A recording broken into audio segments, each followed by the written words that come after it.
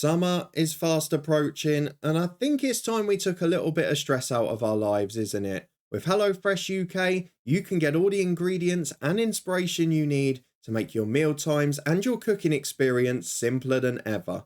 HelloFresh provides a number of recipes and meals to make your life as easy as possible and also caters to a wide range of different dietary requirements. Use my special discount to get 50% off your first order plus 35% off the next three and 3 free gifts as well. What more could you ask for? Check out the discount link or the checkout code down in the description below. Well, this is turning into a remarkable season of football in Northern Ireland. We are back in a title race and it is epic, with 2 points separating the top 3 going into the final 6 games. It's all coming to fruition now, and not only are we prepared for this run-in, we are starting to do big work ahead of the next season.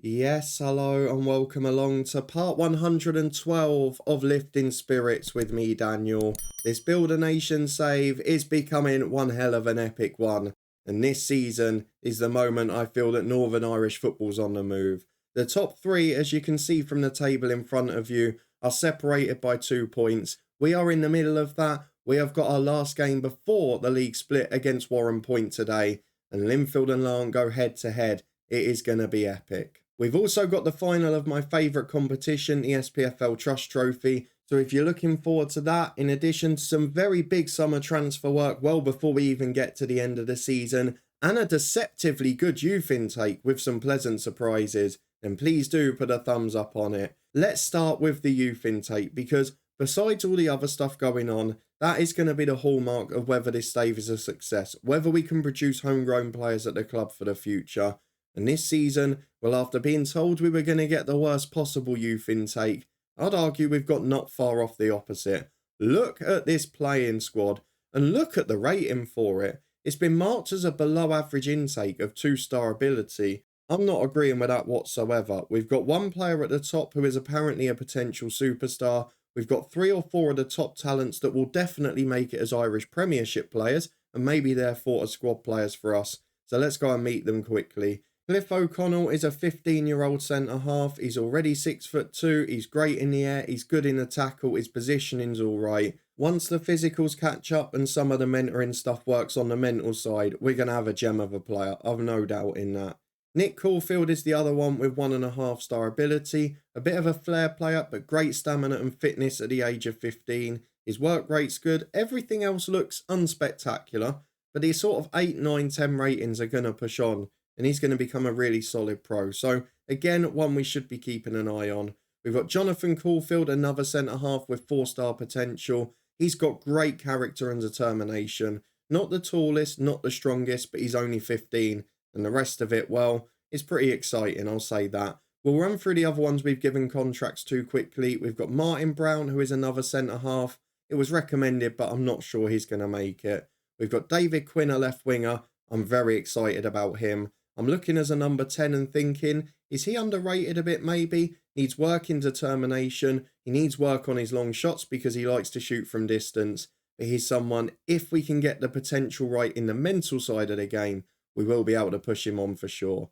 We've also got Aaron McNichol, a young right winger who's not bad and fairly determined. Jonathan Huxley, the same position, fairly professional, but not that good. He's electric quick though, so maybe it's a start for us to produce players for the nation as well as for this club for the first time. We've got Dominic Walsh, who we've signed on as well with 3-star potential, and randomly, a Spanish lad who can't speak English, Miguel. He's quite versatile, he's got a long throw. If we can get him to a decent level, he might end up being a useful utility man, but we'll see if that happens or not. I'm not too worried, but a few gems, a much better intake than we expected, and they are going to add to some work we've already done for the summer, which I think is huge for this football club.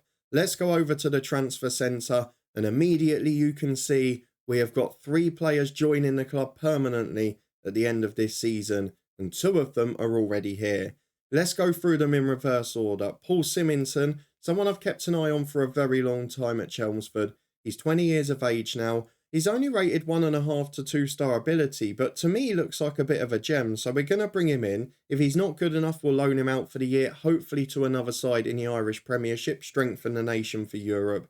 But if not, he might be involved in the squad, because he's another one who looks pretty good. Damien Jude has made an impression since joining in January. He rejected us permanently then, he certainly hasn't now. 350 grand, we had that in his loan clause that we could offer him a contract for that price. We've gone in, we've got a player who I think is going to make a difference. And if we can get him with Tom Robinson likely moving on to another club for $500,000 or so, it would be a great replacement for less money. The third one, and I think the most important one, is Duncan McKenzie, who we've had on loan here for 2 years now. What that means is he is going to be homegrown at the club at the age of 21. He's an under-21 international for Scotland. He's improving all the time.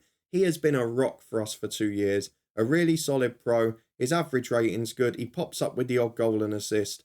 I mean, I can't complain. If we can get homegrown players at the club that we don't have to register in that 20-man league squad, that don't count towards those 17 non-qualifiers when it comes to the Champions League or European squads, we have got to be happy. And Duncan McKenzie fits that bill.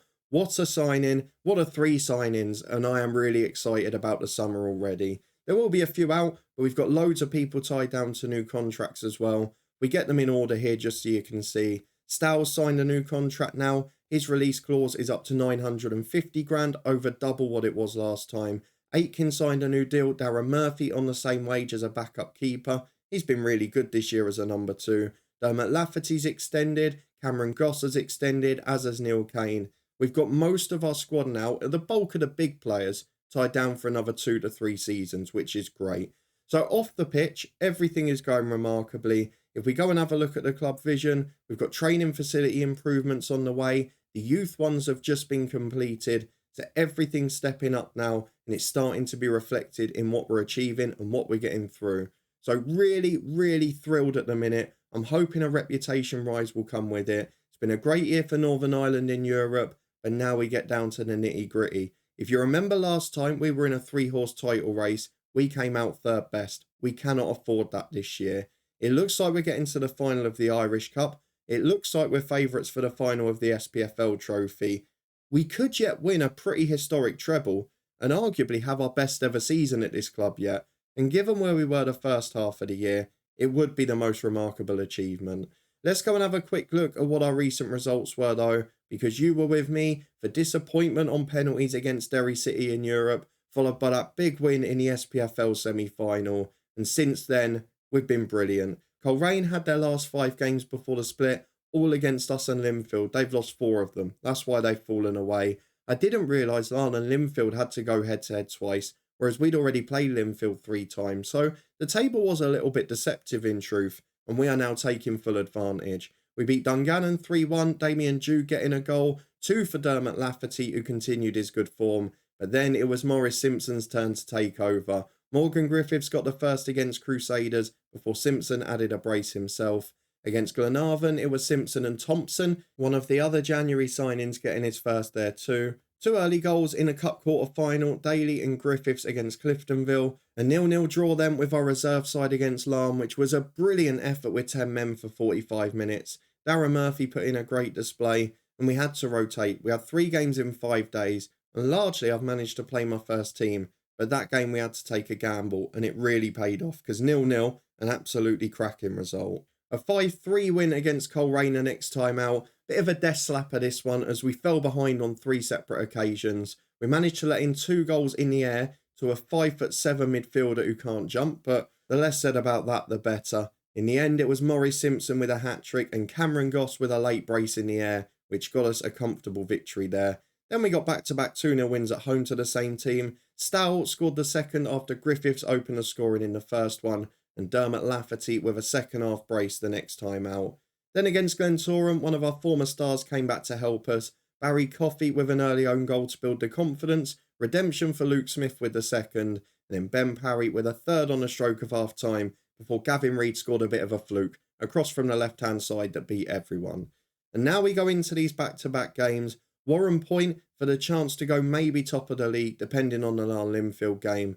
And Hamilton in the SPFL Trust Trophy Final. Well, we've got 4 days between these matches, which is a bit of a luxury by this league standard, so we don't have to be quite as careful with selection. We have brought Goss back in, who was suspended for the Glen Touring game. Luke Smith drops to the bench. And as you briefly saw before we picked the lineup, Paul Ray was really struggling physically. He picked up a knock last match, so Stow comes in for him. The rest of the team stays the same from the one that's been doing so well. We've got quality everywhere, we're scoring goals, and we're starting to look really good. Let's go and get into our first game against Warrenpoint.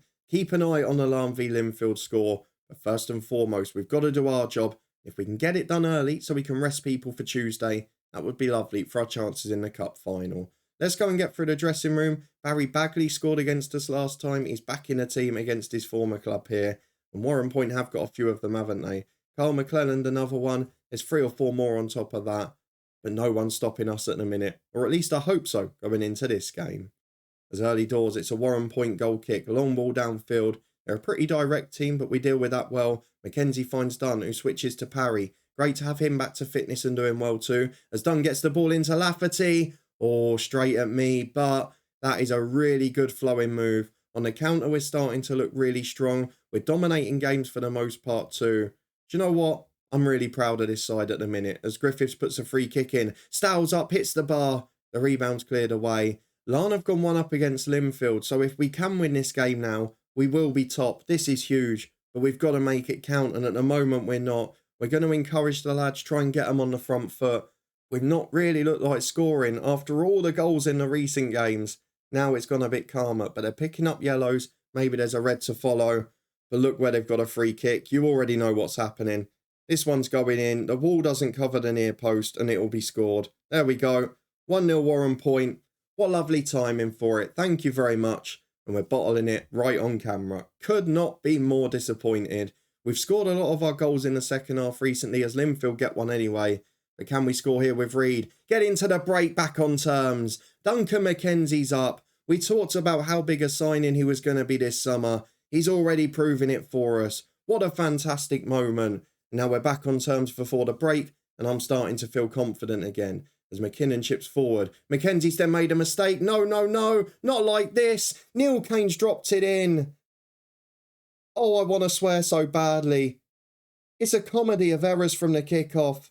We haven't produced a goal against us like that for a long time. What on earth was that? The euphoria of getting back on terms, and then an unexplainable comedy of errors. Let's go and get into the second half. You have been terrible so far. We need a lot more. We're going to go attacking. We need a response quick. Well, we've got a corner almost immediately with Duncan Reed. Mackenzie's up again, tries to make amends again. This time it's over the bar. And after all that hard work, it would be so typical if we undid it in a game like this. Malone's free kick's over the bar, but we've got to make big subs here. Lafferty is going to be one to come off, as is Griffiths. I didn't even mention our new signing earlier, did I, with so much going on? Ian Lewington has come in as a free agent. He is our addition to the squad. And he's basically our replacement, isn't he, for the man we lost on deadline day, Lennon. Very good player. He's going to need to have a good game today. Wouldn't mind him scoring his first goal for us. We're going to take Lafferty off for Simpson, get an extra man through the middle. We're also going to take off a nervous Jude for Robinson. We're going to take off, I think, Goss at centre-half for Luke Smith, because he's on a yellow card. And then we'll keep the last one for a few more minutes. But 4 subs made. We're going aggressive. We have got to score soon if we want to win this. Final sub is going to be Dunn off and Puarte on. There's 15 minutes to go. There's been a goal each at Larne and Linfield, but we are not showing anything in this game. And considering how many we've scored recently, this is a bit of a shambles. I didn't expect it. As Stow carries the ball out from left back. Come on. Get the ball forward with Robinson. In goes Simpson. He's got to score. Do not hit it at a goalkeeper. Simpson scores. 10 minutes to go. It's 2-2. And we've got our chance again. We have got to get the 3 points. This is where you get tested as champions. We're encouraging the lads. They're deflated for some reason. But we are not finding that goal. With 5 minutes of stoppage time, there's nothing happening. It's disappointment. It's 2-2 draws across the board. And we stay as we are. I cannot believe we've not won that match. What a disappointing display. It's 2-2. Larne nicked it late against Linfield. That probably benefits us in truth. 1 point now separate the top 3. And my word, what a run-in it's going to be. What a disappointing night. But we've got a chance in a moment to win a trophy. Let's go and see if we can do it. Here it is then. The SPFL Trust Trophy Final is upon us. You all know how much I love this trophy. We're expected to win by the Boredom fans, but the same happened on Friday and we managed to bottle it. So let's see how we get on in this one. We will go for our first 11. They've been so good for the most part in the last couple of months. I'm sure they won't bottle it in front of goal here. Can't be twice in a row. As Ray comes back in at left back, Stow will go back onto the bench. Ian Lewington, the new signing, is on the bench. Can't believe I didn't mention him earlier. But let's go and get into it. Well, only one change to our team as we saw, and the same goes for Hamilton as well. Robbie Diaz still in there at centre-half, but there's not too many familiar names in that squad. Let's go and get into the final. Encourage the lads, a few of them motivated. Do not produce another poor display in front of goal. I am teetering with the idea next year of maybe the two centre-halves. We've got them on stopper and cover at the moment. We've done it for years. I feel next season we might be strong enough to go to just a standard narrow back four, and hopefully that'll work out because Mackenzie's just missed another header there and Goss recovers for him, and he's the stop up with Mackenzie to cover, so that's not really working out. As Daly gets the ball in central midfield, don't give it away. Reed finds Dunn and Griffiths, good football. Out to Dunn again on the right, who's probably having his weakest stage for the club so far, but still playing all right, mind you. And Jude picks the ball up in the holding role. We know we're going to see more of him in the future. Up towards Parry, it's intercepted well. And Hamilton will play out from the back. It's a long highlight. It's got to lead to something. Dunn nicking it back in central midfield. Finds Jude to Griffiths. Through ball to Lafferty. Please score. Please score, Lafferty. Lafferty does score. On his weaker side as well. That is a cracking finish. 1-0 up with 7 minutes gone. The early goal is normally crucial for us. When we get it, we don't often lose games. Let's hope it's the same today. As Neil Kane plays out from the back. Few too many mistakes from him recently. Do we need a goalkeeper upgrade soon? Goss gets it in midfield to Jude. Come on, let's make this a heavy win. Goss gets the ball to Ray. Jude again, inside to Daly. Good reverse ball that. Through to Lafferty again. On his weak side again. This time he cuts back to Dunn. Into Griffiths. Great block. It's away, cleared downfield. Goss finds Ray. Flicked on to Griffiths. Down to Daly. And Hamilton are clinging on for dear life. A great start. It's still only 1-0. But at the moment, we're looking good, though. Parry's given the ball away there in a poor position. Ball into the box. I don't understand how we're so vulnerable from crosses. We've got two big centre-halves in there who should be dealing with these. And every time the ball comes in, I talked about that 5-3 Colray game where the 5'7" number 10 scored 2. And the same's happened here. And in games we dominate, it's so often the route we concede. Yes, we've tried to stop the crosses at times, but they're from so deep that we don't want that, as we nearly give away another goal. Wake up back there. We've got such a good defence. It's on paper the strongest area of our team. And we're making stupid errors. I just can't explain it. As Reed brings the ball away. And now we've put undue pressure on ourselves in a game we've dominated again. Mackenzie gets the ball out of defence, and now we've allowed Hamilton back in it. Well, 10 minutes to the break. We're back with a Griffiths free kick, which is headed away well by Hamilton. Goss recovers to get the ball back and finds Dunn, and we start again from halfway. Goss picks it to Ray on the left-hand side, has support from Jude, inside to Goss. Playing along the back to Mackenzie, wide to Reed on the right, finds Dunn into Daly. Again, we're just looking for that right moment for the through ball, as Dunn takes on his man down the wing, beats him, Adams then gets across to cover, it's inside to Diaz, the centre-half. He plays out to Tate, Hamilton trying to play out from the back. We're putting good pressure on them, but they get away from us. Chester's up to Hume. Up front. And he plays back to the keeper. It's an awful back pass. Lafferty's in. Oh, side netting. It's on his weak side again. But Hamilton making mistakes as well. Both sides struggling with the occasion. There's been a couple of good chances for either side. But at half-time, it's probably going to be 1-1 in anyone's game. Although we've got a free kick. Goss heads the woodwork. And Ewan clears it away to Griffiths. It's the last chance of the half. Jude on the edge of the box. Back to Ray. Chance to cross, but nobody's there. And it stays 1-1. It's been a cracking game of football, but it's largely due to defensive errors. We've got to wake up. We've got to make our chances count. Let's get into the second half, see if we can keep the pressure on, but most importantly, can we avoid defensive errors and get ourselves a goal? It's a Hamilton corner here early in the half. Lafferty clears it downfield. Dunn's there and will hold the ball up well, and he's got support in the middle. Can he find it? Comes across the pitch. He carries it well to Daly. Reed is out at right back and can bring it forward. There's no one in front. Instead turns back though. Again, players not taking the bold decision, not trying to take a risk. They're just playing safe. And at the moment, that's allowing them to get back in shape. as Goss carries the ball forward to Ray. He brings it over halfway to Ben Parry, who again, sitting very wide and not really looking to create much at the minute. Goss gets the ball to Ray again. Jude into Griffiths, good turn to Lafferty, running off him is Daly. He's got support, but he goes alone, and he somehow squeezes it in.